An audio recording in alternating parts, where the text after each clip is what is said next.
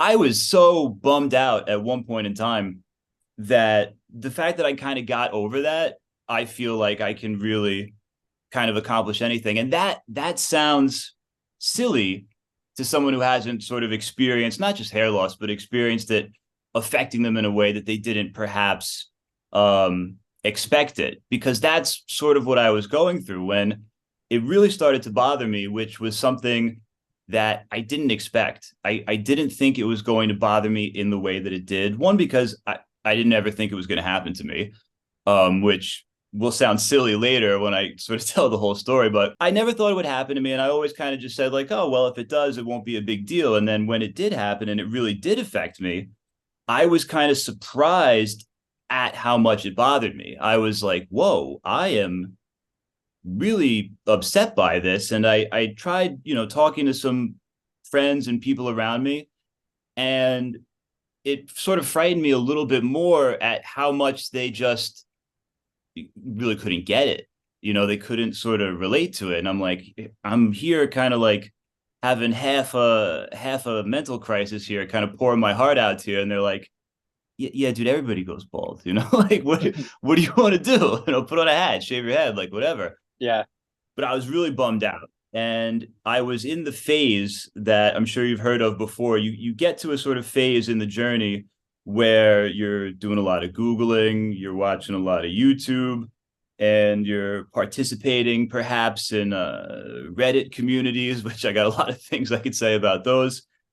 And in that research that I was doing, I wouldn't even call it research. It was a lot of just confirmation bias and you find other people like yourself, because the people who kind of got over it and didn't really care about it, I don't know what they're doing, but I know what they're not doing, and that's participating in the forums. They're not on hair loss forums. They're not watching TikToks of people with hair systems. They're not participating in any of that. So if you are someone that's struggling with it, the only thing you're going to really encounter online is that sort of content that's really kind of I don't want to say like sort of weaponized, but I mean, look, if you watch enough of positive sort of hair loss content, you're going to get a targeted ad for SMP or the hair fibers or something. So it's $1 billion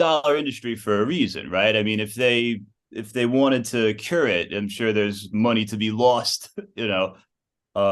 not I'm not saying that there's like a global balding conspiracy or anything like that, but my point is, if you're feeling bad about it and you're doing a lot of Googling that you're feeling bad about it, you're going to encounter sort of more of the same. And that was what was really cool when I found your first video. And this must have been there at the time. I think you said prior to 10,000 followers or whatever it was, it came up. And I said, who's this guy? And first of all, you were in China in the Yeah. video, which was cool because I was in Japan. And this is, I think, the most important video you ever made to me. This was the one that really just kind of changed the way I felt about the whole thing. It was the video where you were filming yourself speaking openly about how you felt about it. Oh, in the moment, right? In the moment that I'd, Yeah. yeah, And I remember watching that. And I remember the first thing I was thinking was like, that's incredible that you had the sort of wherewithal to turn the camera on yourself. And I'm thinking, all right, is this guy over there? Is he's like some sort of documentary filmmaker? Because you were kind of doing, I don't know the full extent of it. I know you were studying, but I know that you were making videos to non bald content prior to that, yeah, because you were looking at a video of yourself that you were editing, and then you were thinking like, I have all these plans for myself that are based around me the way that I look now. And I was doing the same thing. I when I first realized that I was losing my hair, I had just started stand-up comedy in New York City. yeah, And I was performing a lot with my friends. And of course, all the best comedians are probably bald anyway. But at the time, I was in my early to mid 20s, and I was getting used to performing. I was getting used to being on stage. I was getting used to filming myself for people and things like that. And I don't want to speak for you, but I imagine you're probably going through kind of the same thing of like, I have these plans for myself and my creative arts, whatever they may be, whether it's being a YouTuber or being in a band, whatever it is, you have this plan for yourself based on the way that you look. This is your sort of creative expression. This is the thing that makes you happy. And now this is the thing that's potentially being taken away from you. It's not, but you kind of think it is at the time. And so I'm filling in the blanks of whatever you're thinking with my own imagination. Of course, I'm trying to be careful not to, No, you assume what you were thinking no, at the time. you're But keep going, man. You're spot on. You're spot on with it. Yeah. so my guess was that, yeah, you were producing this content. I don't know if it was going to be vlog style or what it was, but you were editing video of yourself, which is something I was doing as well. And you said, "Oh crap, like this is kind of it." And you had that haha moment, but you were aha moment, excuse me, but you still, had the wherewithal to kind of turn the camera on yourself. And the stuff that you said, and I don't know if other people have told you this before, and it sounds kind of crazy, like if you listen to like your favorite band or whatever and you say, "Oh, it feels like they're speaking directly to me," but some of the stuff you said when you're like, "Oh, I'm gonna look like my dad. Oh, but that's okay, I shouldn't say that about my dad." Or it's like, "Oh, this girl just finally just getting things going with this girl, is this gonna work?" And it's like, maybe, but if she does it, it's just, you were kind of running through all of the sort of, I don't know if standard is the word for it, but the things that, a young guy is going to be scared of when he contemplates these things for the first time. And listening to you say all that stuff, plus with the fact that you were in China and I was in Japan, because you were saying, "Oh, I want to be on Chinese TV," and I was thinking, because I had been approached by camera crews for being the foreigner as well, and I'm like, how is my fantasy of being this foreigner in Asia comedian on TV ever going to come to fruition if my hair falls out? And I was like, much like you were, I was kind of gutted by it. But the thing is, what I always kind of wanted to know is, because in that video it's presented as you had that moment, and then yada yada yada, like in Seinfeld, then you become the confident Baldcafe helping men all over the world. But I think what maybe not everybody thinks about, or what isn't super clear in the video, is how much time and how much kind of pain is in that yada yada moment as well. Because the way you felt in that video, I don't know about you, I don't know about anybody else who watches it, I felt like that kind of a few times a day for 5 years. Because once I knew it was coming, it took me a long time to actually deal with it. It wasn't like I was able to accept it very quickly. And that's that whole struggle, right? Of going through the different phases of not unlike death, right? There's a denial, there's an acceptance, there's a bargaining. I don't know what, I went through all that as well. And I think sort of that lowest point is that Googling phase, that internet phase. And that was when I kind of found that, not kind of, that was exactly when I found your video, because this was at the time when I'm seeing guys with hair systems and I'm thinking, "Oh, that's an option. Here's a normal person who has a life, and he's destigmatizing the world of wearing a hair system." And I'm like, maybe I can, and this is the stuff that's sort of coming at me. But did I ever think that I was going to end up in that position when I first noticed the fact that I was going bald? No, because I also had, maybe even twice, that sort of crossroads moment where it's exactly that. It's like, I can go this way, and then I am the guy that invests time, money, energy to the point of obsession where it's going to affect my life this way, or I become the guy that sort of just, if I could say, gives a middle finger to all of that, because that's ultimately what the shave is. The shave is basically just refusing to play the game. Yeah. It's just taking all that and just saying, "You know what? No thanks. Yeah. I got other stuff to do. It is a crazy train, and I'm right with you. I was embarrassed and surprised and scared at how much it bothered me because I wasn't Mr. Confidence. I was never like the most popular. I guess looking back at sort of my entire life and the point at which your appearance sort of becomes important to you, I guess is the beginning of high school, maybe a little bit later for me, a bit of a nerd, a bit of a late bloomer in some regard. But I was always the class clown. I always had a lot of friends, and I was always never worried about sort of the way people looked at me in that sense. Everything was kind of a joke, and I was class clown. So class clown doesn't get upset over going bald, right? The class clown is supposed to lean into it, which I ultimately did, and at this stage in my life, and we'll talk more about it later, I'm also building a bald brand as well. So I really have leaned into it in that way and turned it into a joke and turned it into this thing that I like about myself. So prior to that, when I hit that sort of roadblock where I couldn't do that, I couldn't make this something fun, I couldn't have a laugh about it.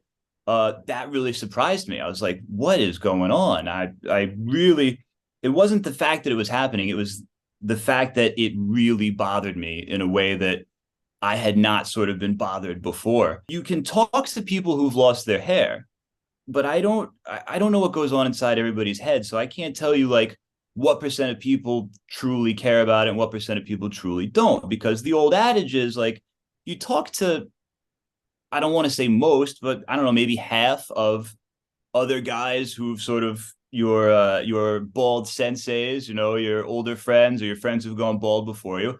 Most of them are gonna say like, yeah, I went bald, like, and then work out a little bit, put on a hat, like whatever. Like they're not worried about it to the point where it's going to affect their life. Those guys, they're not thinking about, can I afford a hair transplant? They're not thinking about, can I really get away with going on job interviews and first dates with a hair system.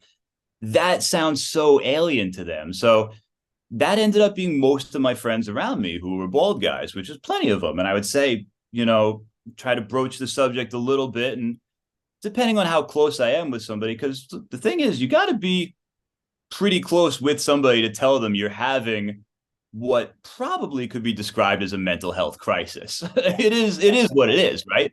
Yeah. Um, that's heavy. That's something that's hard to even go to your best friend with. And I've had experiences in my life with some of my friends and coming out of the military, and I've had friends come to me, and that is a very hard thing. It doesn't matter if it's hair loss or whatever it is, right? It is a very hard thing for an adult man to approach another adult man and say, I'm having a hard time right now. Yeah. It's even harder when the thing that you're having a hard time with is seen as so frivolous. It's a hard thing to do for just two adult men, one to say, even if it's their best friend, like, I'm having a hard time emotionally right now. Compounded with, you say, okay, well, what's going on? Are you getting divorced? No. Are you drug addict? No. It's I'm going bald, and they're like, what? So that also scared me because I felt like, who can I really talk to about this? And it ended up being nobody, actually.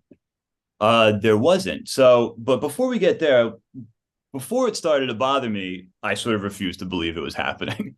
Okay. Because for the longest time, I thought I had beat it. My dad had me when he was around 20, and I don't have any memories of him ever having hair. So he must have been bald pretty much a little bit after puberty. He's always just been a bald guy. My dad was always a bald guy. And as I turned 22, 23, and some of my friends went bald, and I was doing all right. And I looked at my dad, I looked at me, and my dad, he used to say, oh, it skips a generation. And I was like, I must have already passed it. I must have already beaten it because my friends are already bald. It skips a generation, and I still got hair. So I was just like, I'm safe. I've crossed the line. I assume that that's how it worked. If it was going to come for me, it would have already.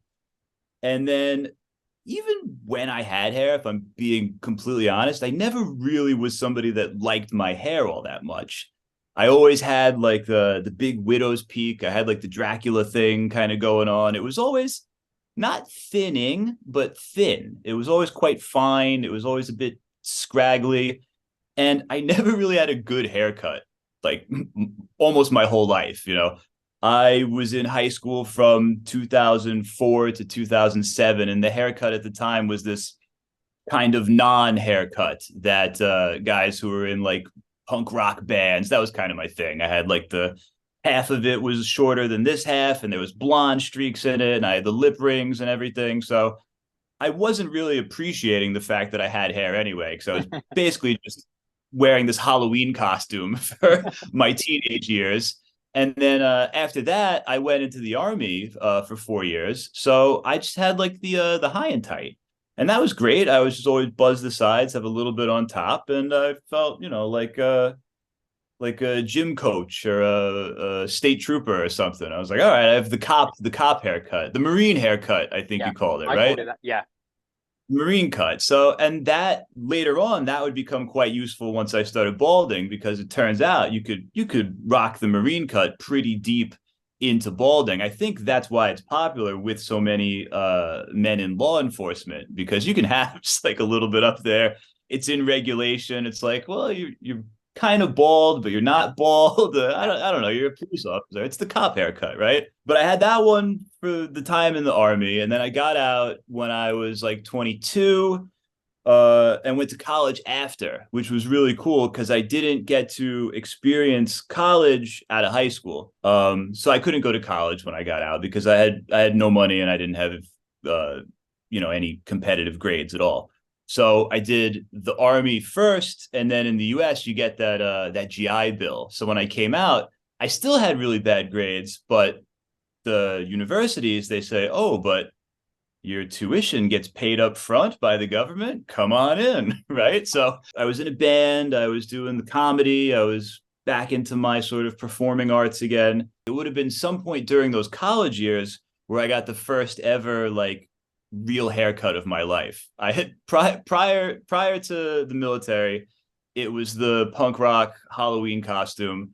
During the military, it was the cop cut, and then after that, I made some new friends who were into taking care of themselves, kind of going to the gym, getting into raves and what have you. I want to quote another one of your videos again, where you show the picture of yourself and you're like, I got the Heineken on the go, right? Yeah. I was like that. I was in the club, I was popping my collar, I had the Heineken on the go, and I had a nice like haircut from like a men's barber for the first time in my life. And I would get like the shape up, and they used to razor apart. They would Nice. shave the part into my hair at the time. I had like the Jersey Shore thing going on for like a year, and I'd never had like a nice haircut before. And everybody was like, "Oh, Joe, like all right, like I see you, Joe." I was getting compliments there because everybody was used to seeing me just not really caring about it that much. So this led to another new thing I'd never done in my life, which was like putting a little bit of product in there and putting it up in the front. I used to pull it back and style it up a little bit. And so I would, take note of my hairline as I was putting it back. And there was one day it came completely out of nowhere because I had not seen it the day before, it felt like. And I was doing this almost every day. I was getting ready to do a comedy show. I was putting my hair up in the mirror. And the weirdest thing, I had like this line just traced around my hairline, and it was like maybe a quarter-inch line sort of traced around my hairline, where it was visibly like noticeably thinner than it was directly behind it. It was so weird. It literally looked like we were neighbors and our lawns touched each other, and like one person took better care of the grass than the other. I could see the difference. I'm like, why is it so like almost perfect like that? And why is it following this thing? It did not occur to me at all in that moment that it's male pattern baldness, that I'm 26, that my dad's bald. Like, I wasn't thinking any of that stuff at all. I was thinking, oh, I've got some vitamin deficiency or perhaps some sort of autoimmune disease or something. I start thinking like I'm not going bald. I'm obviously ill. There's something I'll have to remedy this situation, or maybe this is stress. This is some sort of shock. I did not even give the slightest bit of attention to the possibility that it was the most obvious answer. And I kept that up for a little bit. I was like, all right, because it didn't go anywhere past that. It just that sort of thin line appeared, but it was still there, and there was all thick hair behind it. I could still have my hairstyle. And so I said, all right, I'm good for a while. And then I kind of felt like it was going a little bit more. And I said, all right, I'm obviously still sick. I'm obviously still unwell. So I'm going to go to a dermatologist. And I hadn't really been Googling at this time. I wasn't really asking too many people about it. Um, I don't even know who recommended it to me at the time. And they were like, yeah, if you got like a skin thing going on, you go to a dermatologist. I had health insurance at the time. So I said, I'm just going to go to a dermatologist. And I went and I go see the guy, and he takes one quick look at it, and he's just like, yeah, you got a male pattern baldness. And I'm like, okay.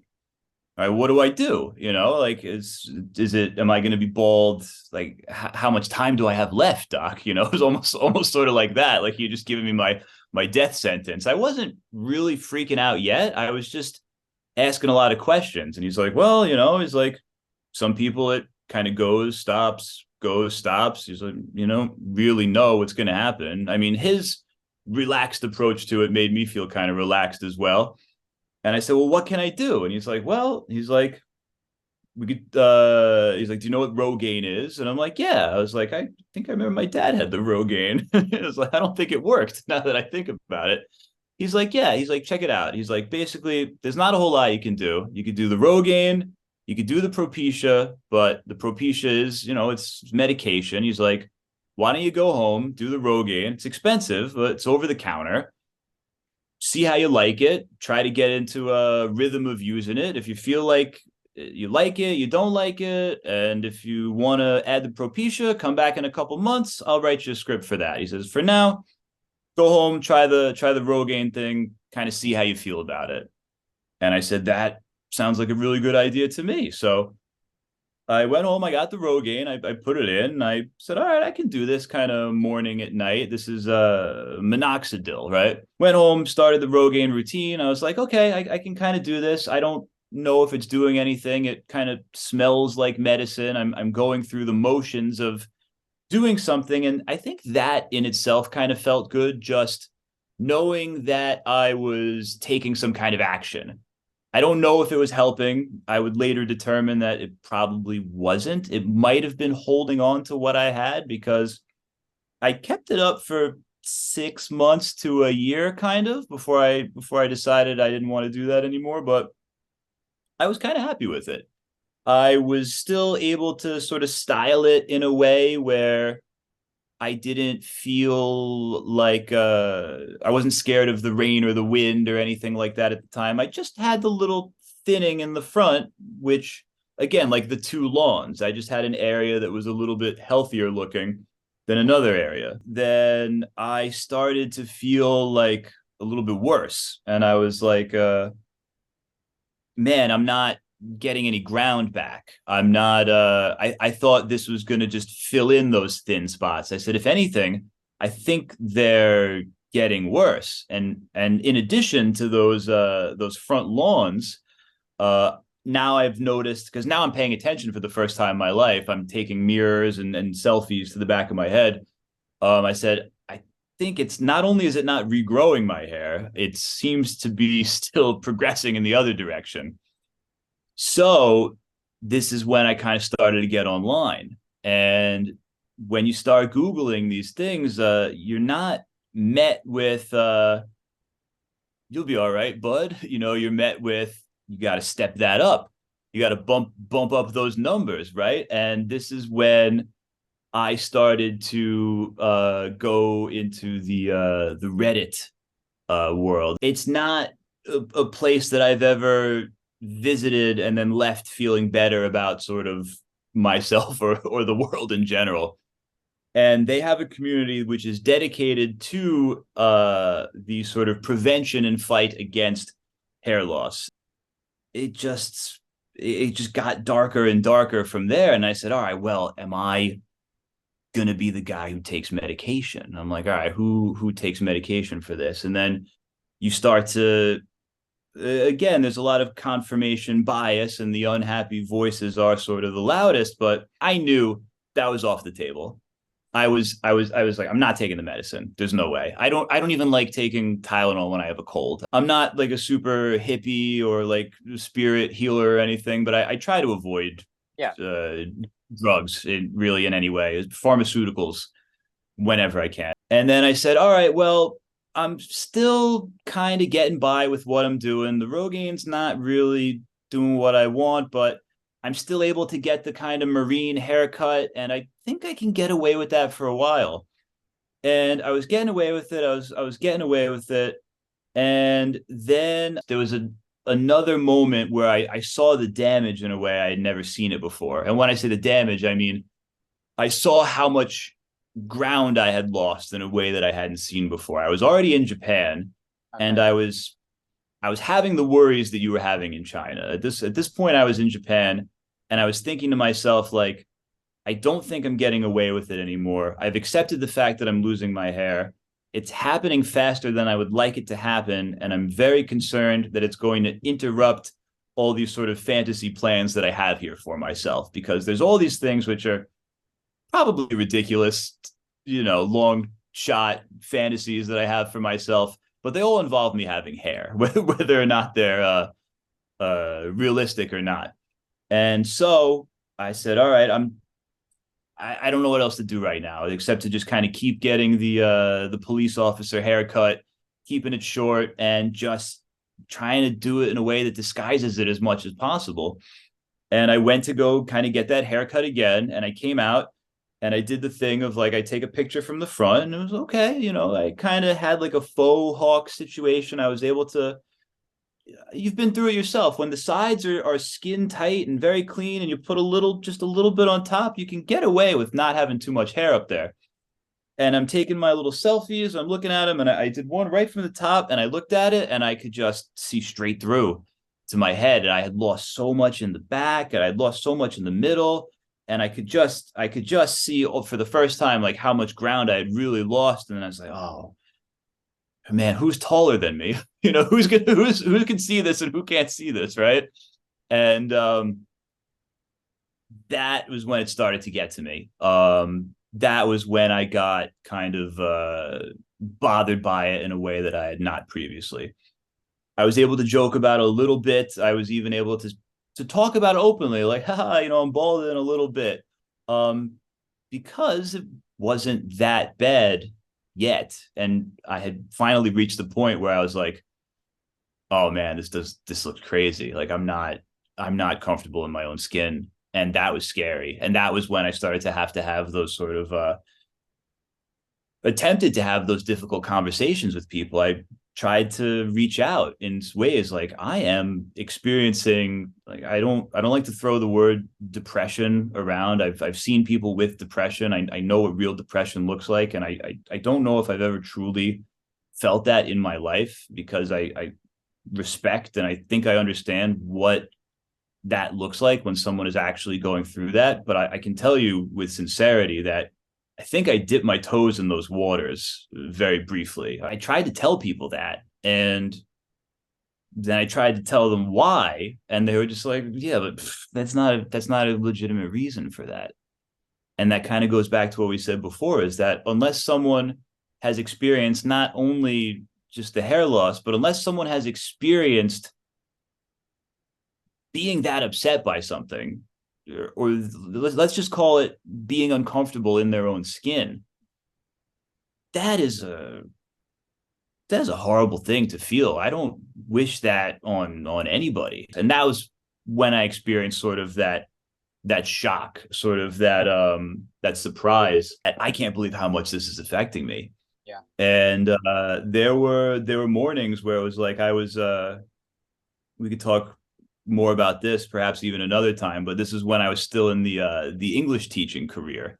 I'm just going to say it the way I was thinking it. I would say it really, really bothered me going into the school like that. Here I was working with children, and I looked like somebody that you wouldn't want around your kids, right? Like the sort of stereotypical weirdo. Like if you see me, or if you see someone who looks like me within 100 yards of the playground, you call the police, right? I don't mean to be, a little bit rude in saying that, but that's when I looked at myself, that's what I saw. I saw like the suspicious person. I saw like this just weirdo.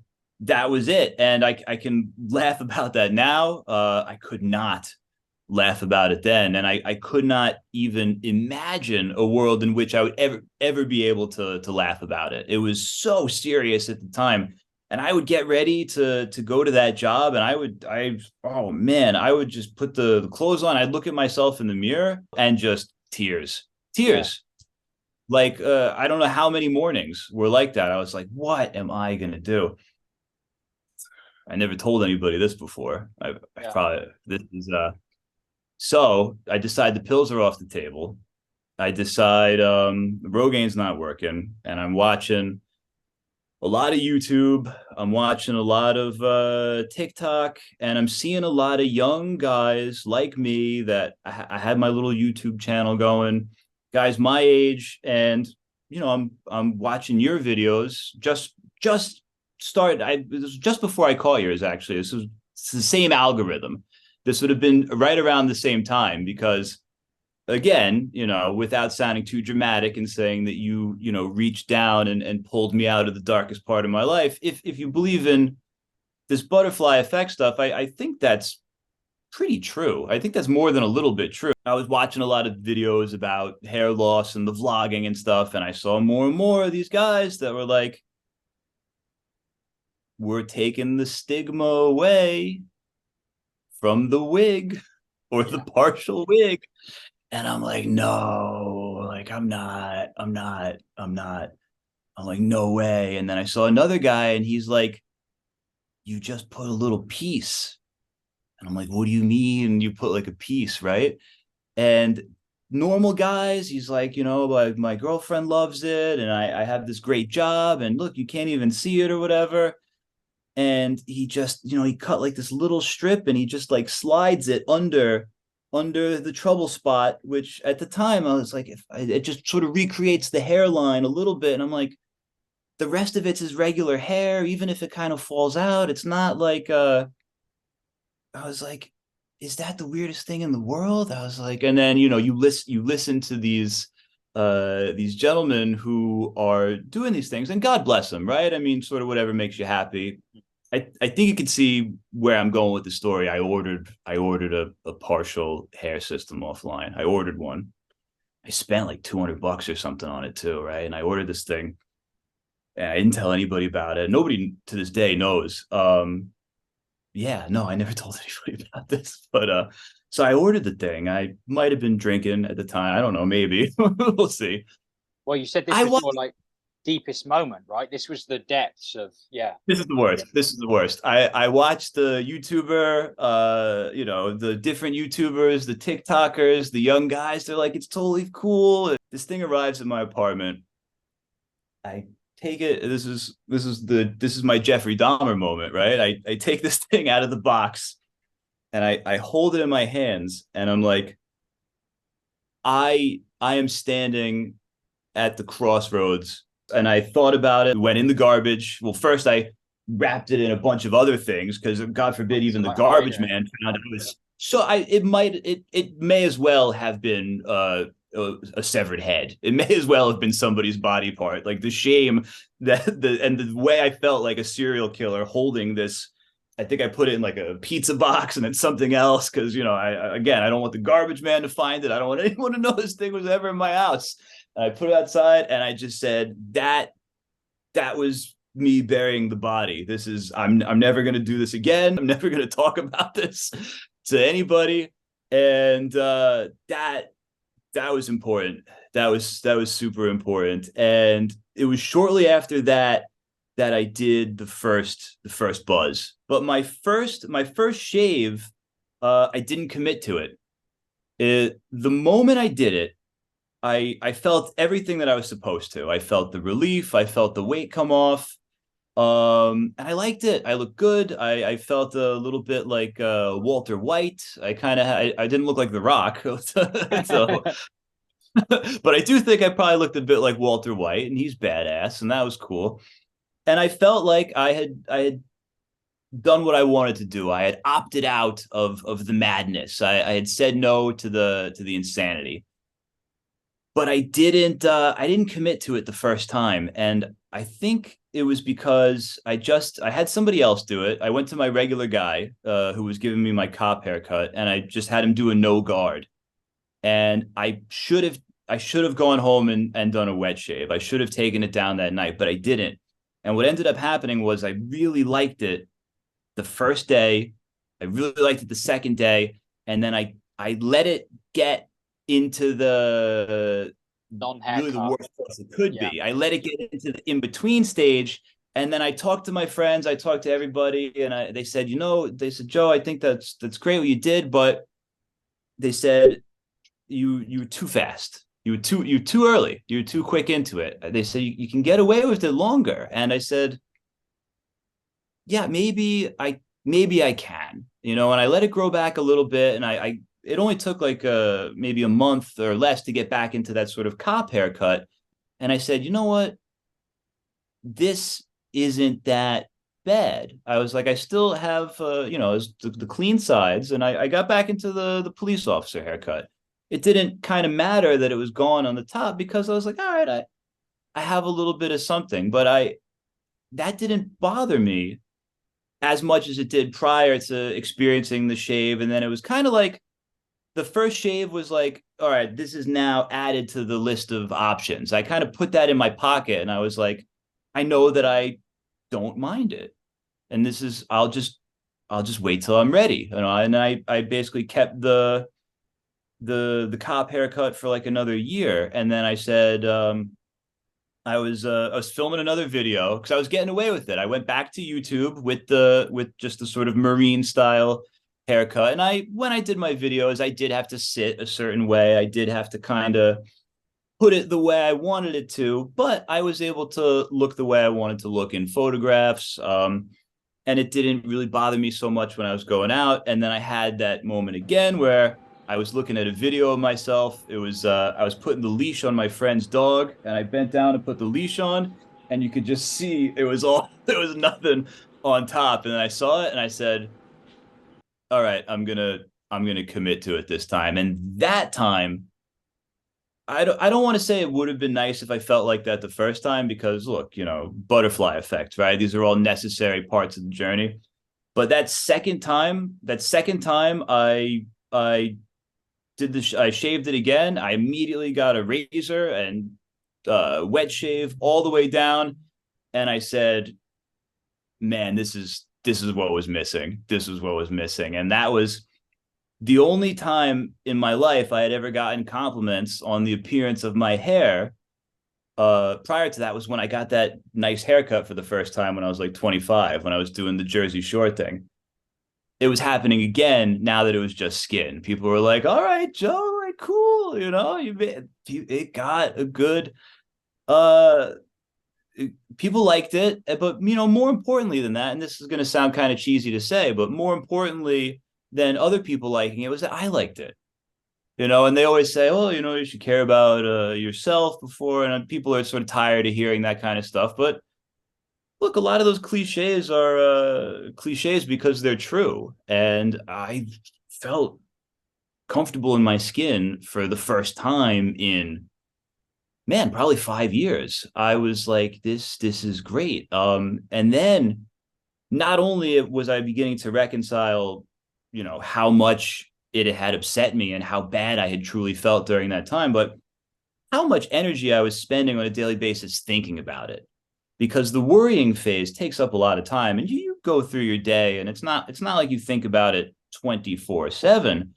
you'll forget about it at times when you're in the moment, you're enjoying things, but you catch a glimpse in the car window or whatever it is, you're like, oh, it's getting a little bit worse, mirror in the train station or something. So you really do spend a lot of time kind of worrying about it. And something I skipped over is when you're in the stage of thinking, how long can I get away with it? It puts a really unhealthy and heavy sense of urgency on your life. For me, at least, in my personal experience, there were things where it was like, I need to do A, B, and C while I still have hair. Because once it gets so bad, I'm not going to be able to comfortably go on a job interview. I'm not going to be able to comfortably go on a first date. I'm not going to be able to comfortably do any of these things. So I'm like, all right, basically, I need a wife, kids, a pension. I need to be a homeowner in the next 2 years, or else that window's going to close. Because again, this probably sounds ridiculous to somebody who hasn't gone through it, but you have that thought process at some point in your life where you're like, I'm not going to be able to accomplish certain things because I'm going to be a bald man. Yeah, And I can real. laugh about that It's now. real, man. It's so real. Yeah, you're right. It's so real. I can laugh about that now, but at the time, I really could not. And these were the things I was thinking about once I had truly gotten past it. And it took that wet shave, and that was over a year ago now. And the weight comes off when you realize that, like, not only am I interviewing better than I ever did before, I start every not that I'm repeatedly job hopping in case anybody's watching this, but every interview I had, I start off with a joke. I when I go on a job interview, I always say, oh, I hope the light's not blinding anybody before we get started, because it's a tense situation. I'm me again. I'm the class clown again. I'm able to really lean into it and have fun with this thing that's a part of my life now. And so that was the job thing. That was something I didn't think I'd be able to do. I since left English teaching full time, but I've gone back, and there's been moments where I've joined in for like events and little summer camps and stuff as a completely bald guy with the kids, and I don't feel like a creep. I don't feel like a weirdo at all. They think it's really funny, they think it looks like a Pokemon ball or whatever, right? Way better. And again, this isn't a whole other conversation, is the balding versus bald. The point is, it doesn't matter. It's what you think, obviously, which is your new character arc, which we haven't talked about too Yeah, much we yet. can do. Love it, Yeah, by the way. yeah, yeah, The Tony Soprano years, yeah, fantastic. I will do that at some point eventually too, but I'm just having way too much fun with the clean yeah, shave right now, because it eliminates the things that I was worried about, which is the symmetry, the cleanliness of it, just being sort of symmetrical and clean and presentable at all times. Probably the number one fear that every guy has is they're not going to be able to find a girlfriend, or they're going to lose the girlfriend that they have once they become bald, because, oh, she met me with hair. And it's like, people are entitled to sort of like what they like. And, and there's yeah, that's the big thing. That's the big thing that everybody's worried about. I, again, come at it from sort of a place of luxury. And by luxury, I mean, I made it through my 20s with hair. So a young guy listening to this conversation is going to say, like, oh, of course you're not worried about it. Dating pool in the 30s is obviously a very different thing than like someone who's balding their freshman year of high school or college, right? Of course, I don't know what that's like, so I can't really speak on that, but I can say, like, as an adult, um, again, I look more like Walter White than The Rock, probably, but uh, never been Mr. Playboy. But I've always had a girlfriend most of my life, and I was kind of worried because I didn't settle down before I came to Japan. I was approaching my 30s as a single adult. I was also worried, like, I need to meet somebody and sort of lock that down before I get bald. because I'm not going to be able to after the fact. And that ended up being ridiculous. I met the my current partner, and I'm going to be super private about a lot of it. Basically, I met my current partner like a week or two after I shaved my head, and I was like, I kind of just like the job interview. You know, the first time we spoke to each other, there was she was like, "What's been going on in your life recently?" I said, "Well, I went completely bald last week," and she was like, "Oh, that's cool. I'm into that." And that was the end. That was the end of it. Coming out the other side of it, you know, we talked about some heavy, dark stuff, and coming out the other side of that as a confident person, having that confidence and being able to a- apply that confidence to other aspects of your life, there is a kind of spiritual maturity Yeah. in in accepting the baldness. Um, because a lot of people cannot, and I love what you do, and I try to emulate it in a lot. I mean, of course, as somebody who's gotten over it, I mean, the natural thing is when you see your friends, you got to say, come home, brother, come on. It's like, when are you ready? Come on, let's do it. It's a sort of like a not guru. It's like a sensei. It's like your I don't know whether it's the Italian mafia or your fraternity. It's like you have like a sponsor on the other side, right? It's like you have this sort of moral obligation when you see you know, a brother who's unable to see the light. You've got this because you possess this spiritual maturity, because you possess this knowledge, you've got a kind of obligation to say, like, man, you know, come on over this side. You know, the water's nice. We're all here waiting for you.